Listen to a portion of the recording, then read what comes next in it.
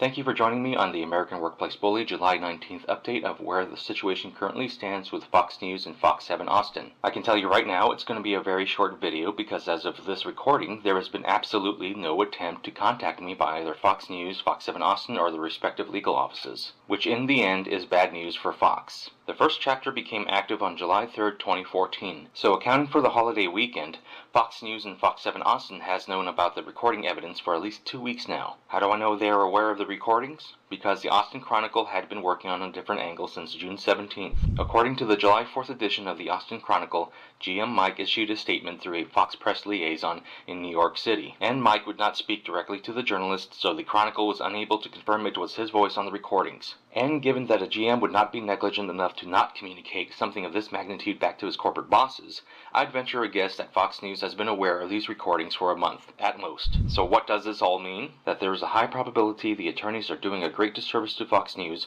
by failing to correctly interpret the predicament their client is currently in, going into obfuscation and ignore mode. Which isn't surprising because corporate attorneys are paid to win, not make things right. What the attorneys fail to recognize is they don't have an advantage because this case won't be taken into their arena. There is no lawsuit.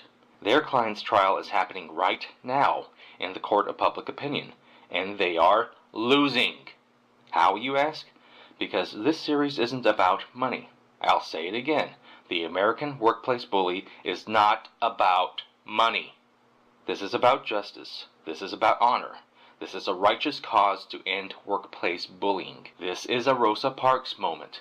That single spark by an average Joe, igniting the flames of discontent amongst hard-working Americans who have had enough of being treated in subhuman fashion by dishonest management that seemingly operates with impunity with the corporate blessing.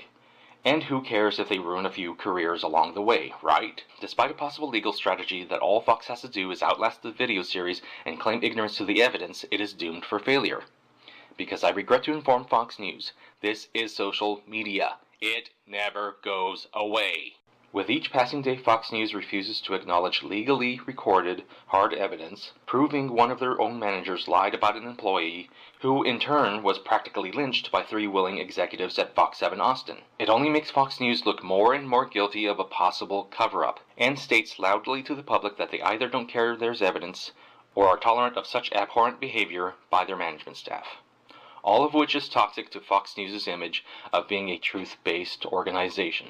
But no, it doesn't end there. Failure to address and rectify the wrongs done by Fox 7 Austin's management comes at a high price due to the series potentially discouraging qualified candidates from filling position vacancies, of which Fox 7 already had an ongoing problem with. In addition, it risks continued low morale with current staff, and judging from the YouTube count, it looks like a majority, if not all, of the station's staff now knows the truth about their management. So Fox News has a decision to make. Either continue with the get away with it approach by listening to their corporate win at any cost attorneys, or do the honorable thing and own up to their manager's behavior at Fox 7 Austin, in addition to opening up a dialogue with me, starting with an official apology for foolishly going along with this modern-day witch hunt. I'm not out to destroy Fox News. My cause is about ending the culture of workplace bullying within Fox. I am willing to work with Fox on these matters, and being that I stated this is not about money, Fox News now has no excuse to not address this issue. The American Workplace Bully is in its 3rd week since release, and with every day Fox News wastes by not addressing this miscarriage of justice, the harder it is to repair their image. Thank you for watching the July 19th update. Before you go, I will give you an excerpt from Chapter 4, which disputes a statement GM Mike made by proxy to the Austin Chronicle journalist. And there have been ramifications from that photo that you were not even aware of. Yeah, I'm sure. I'm sure, what's-his-face, the chief, has probably cut us off, I'm guessing, right? Again, that's not what we're discussing here. I don't know the details. I'm saying that you made a decision to use that photo, and it made the police. We're not talking about that now. So, in addition to recordings of GM Mike admitting APD's Chief Acevedo not talking with Fox 7 Austin one-on-one, there are now 2 other executive managers who have shown odd behavior when being confronted with the truth, of which HR Lisa's opinion was not solicited and instead strangely volunteered. And this happened 2 weeks before GM Mike's admission on May 19th, 2014. Oh, by the way, in case you're curious, despite his office being aware of the video, I have yet to receive an apology from Chief Acevedo. And to be quite honest, I don't really care if he apologizes or not. All I know is that it speaks loudly to Chief Acevedo's character.